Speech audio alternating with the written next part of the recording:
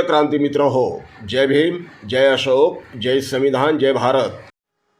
महाराष्ट्राच्याच नव्हे तर संपूर्ण भारताच्या राजकारणामध्ये पहिल्यापासून अगदी बाबासाहेबांच्या काळापासून बाबासाहेबांनी आंबेडकरी चळवळीला एका नव्या उंचीवरती नेऊन ठेवलं.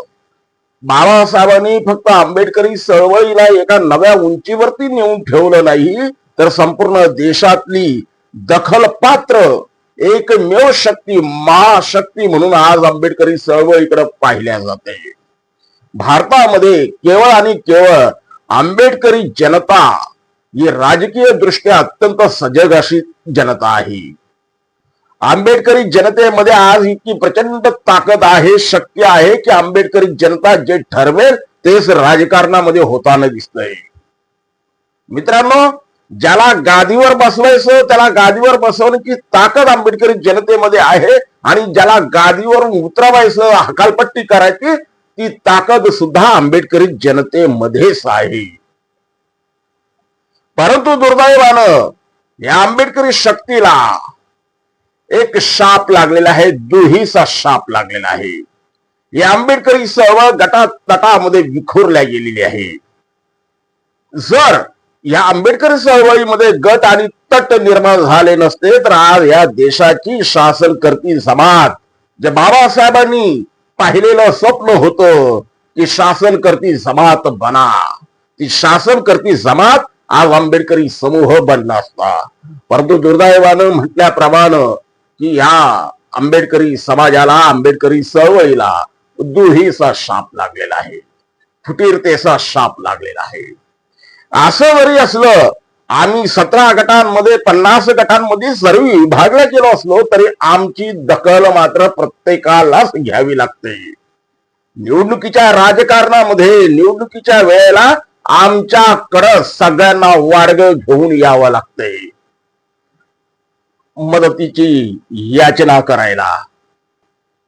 आता सध्या सगळीकडं प्रकाशजी आंबेडकरांच्या प्रेमाचं भरतं आलेलं आहे, तर दुसरीकडे कांशीराम साहेबांच्या प्रेमाचं भरतं आलेलं आहे. ज्यांनी कालपर्यंत कांशीराम साहेबांचा द्वेष केला, ज्यांनी कालपर्यंत प्रकाशजी आंबेडकरांचा द्वेष केला, आज ती सगळी मंडळी प्रकाशजी आंबेडकर आणि मान्यवर कांशीराम साहेबांचे गुणगान गाताना दिसत आहे. मान्यवर कांशीराम साहेबांच्या संदर्भात म्हणायचं झालं तर आज उत्तर प्रदेशमध्ये निवडणुका आहे. त्या निवडणुकीच्या पार्श्वभूमीवर कांशीराम साहेबांची आठवण येणं साहजिकच आहे. परंतु महाराष्ट्रामध्ये काय, महाराष्ट्रामध्ये अशा कोणत्याही प्रकारच्या निवडणुका नाही. ज्या होत्या त्या होऊन गेल्या.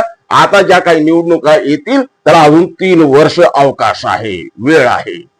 अशा वेळेला महाराष्ट्रामध्ये सुद्धा कांशीराम साहेबांची आठवण भल्या भल्यांना येते. किंबहुना कांशीराम साहेबांच्या प्रेमाचं भरतं देखील आता काहींना येऊ लागलेले आहे. राज ठाकरे, महाराष्ट्र नवनिर्माण सेनेचे प्रमुख राज ठाकरे हे त्यातले एक, ज्यांना कांशीराम साहेबांच्या प्रेमाचं भरतं आले. त्यांनी त्यांच्या गुढीपाडव्याच्या मेळाव्यामध्ये जाहीर भाषण करताना जाहीरपणे सांगितलं, काही संदर्भ देताना त्यांनी कांशीराम साहेबांची आठवण काढली. कांशीराम साहेबांनी ज्या पद्धतीनं खडकावरती आपलं झाड वाढवून दाखवलं, आपला बगीचा फुलून दाखवला, त्याच पद्धतीनं आपल्याला महाराष्ट्र नवनिर्माण सेना ही वाढवावी लागणार आहे, हा संदर्भ त्यांनी दिला. कांशीराम साहेबांनी ज्या पद्धतीनं बाबासाहेब संपूर्ण देशामध्ये फैलावली, पसरवली.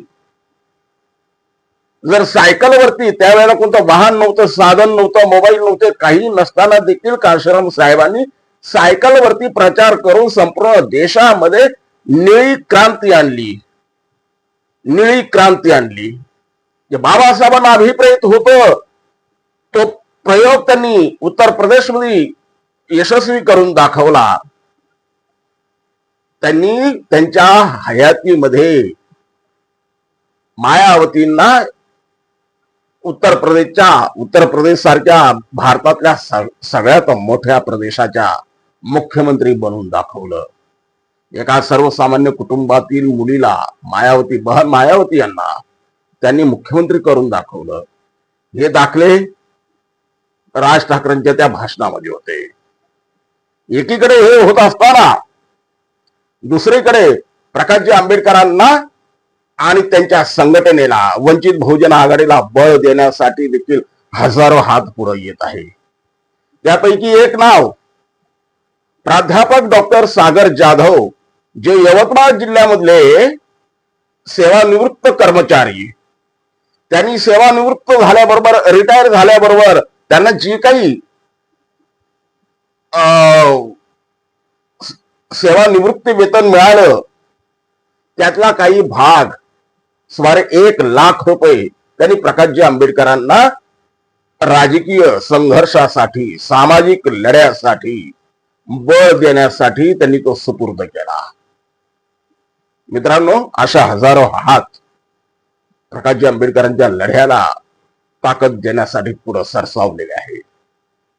मान्यवर कांशीराम साहेबांची चळवळ, बाबासाहेबांच्या विचारांना पुढे घेऊन जाणारी, शासन करती समाज बना हे बाबासाहेबांचे स्वप्न प्रत्यक्षात उतरवणारी ती उत्तर प्रदेशमध्ये आपल्याला पुन्हा ते चित्र पाहायचं आहे. महाराष्ट्रामध्ये देखील प्रकाशजी आंबेडकरांच्या नेतृत्वाखाली आपल्याला शासन करती बनायचं आहे. आंबेडकरी घराण्याच्या नेतृत्वाखाली आपल्याला महाराष्ट्रामध्ये शासन करती जमात बनायचं आहे. त्या दृष्टीनं या देशातल्या, राज्यातल्या जनतेनं आंबेडकरी घराण्याला साथ देणं आवश्यक आहे. जय भीम. क्रांती मित्र हो, भीम पॅंथर या आपल्या हक्काच्या यूट्यूब चॅनलला कृपया सबस्क्राईब करून आम्हाला विषमतावादी शक्तींच्या विरोधात लढण्यासाठी बळ द्या, शक्ती द्या, ऊर्जा द्या. कमेंट करा, लाईक करा, शेअर करा.